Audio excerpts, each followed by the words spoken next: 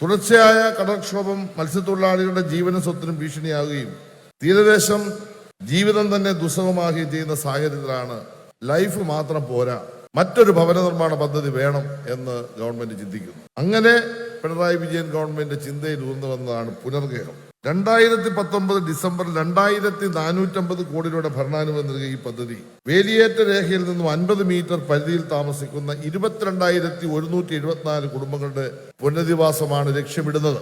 പുനരധിവാസത്തിനായി സർക്കാർ 3 മാർഗങ്ങളാണ് മുന്നോട്ട് വെച്ചത്. 1. വ്യക്തികൾ സ്വന്തമായി ഭൂമി കണ്ടെത്തി വീട് നിർമ്മിക്കുക. 2. ഗുണഭോക്താക്കളുടെ സംഘം ഭൂമി കണ്ടെത്തി ഫ്ളാറ്റുകൾ നിർമ്മിക്കുക. 3. റവന്യൂ ഭൂമിയിലോ സർക്കാർ ഏറ്റെടുത്ത ഭൂമിയിലോ സർക്കാർ നേരിട്ട് ഫ്ളാറ്റ് സമുച്ചയങ്ങൾ നിർമ്മിച്ചു നൽകുക.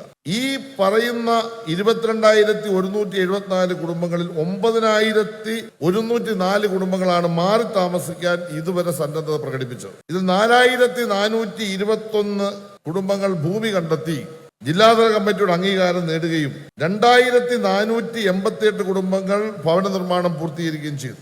568 കുടുംബങ്ങൾ ഭവന നിർമ്മാണം ആരംഭിക്കേണ്ടതും 779 ഭവനങ്ങൾ നിർമ്മാണത്തിന്റെ ഘട്ടത്തിലാണ്. ഈ നിലയിൽ തിരുവനന്തപുരത്ത് കാരോട് 128, ഭീമാപ്പള്ളി 20, കൊല്ലത്ത് QSS കോളനി 114, മലപ്പുറത്ത് പൊന്നാനി 128, 390 ഫ്ളാറ്റുകൾ, 4,421, 390 ഇപ്പോ നിർമ്മാണം നടത്തുന്ന 568 ലൈഫ് പദ്ധതിയിലെ 14,381 ചേർത്താൽ 20,000-ഓളം വീടുകൾ ഈ കേരളത്തിന്റെ ചരിത്രത്തിലാദ്യമായി ഈ പിണറായി വിജയൻ ഗവൺമെന്റ് കാലത്ത് കേരളത്തിൽ വർഷത്തിൽ അളിക്കുകയാണ്.